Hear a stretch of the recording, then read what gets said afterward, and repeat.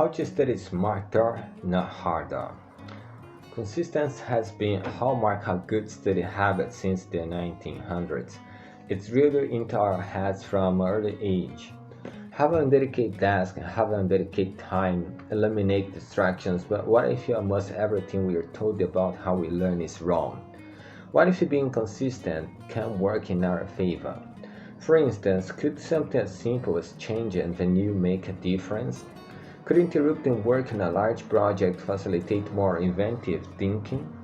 In the middle of the 1970s, a trio psychologists performed an experiment to answer just that. They wondered what would happen if people studied the same material twice on in two different places. To test this, they present a group of students with a list of 44 lettered words like ball and fork.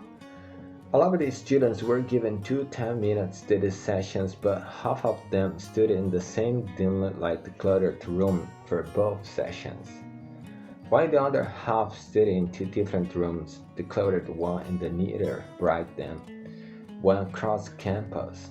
And the last phrase of the experiment, researchers had the students write down as many of the study words as they could in 10 minutes.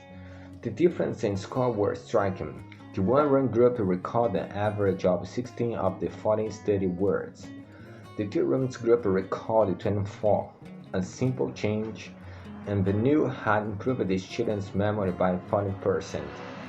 But it isn't just what you study or practice. How you do is also part of the environment. Think about it. Writing notes by hand is one kind of activity, typing them is another. The same goes for studying while standing up versus sitting down versus running on a treadmill. In the end, it doesn't matter which aspect of the environment you vary, as long as you vary what you can.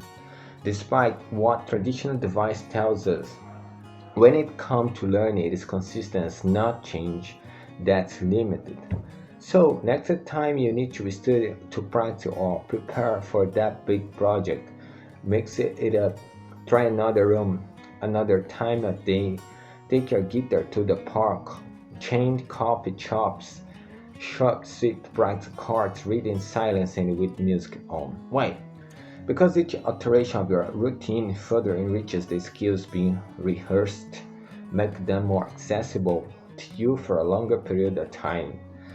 That's the soul of real learning after all, to carry the skills and knowledge with you, available when you need to matter of the environment.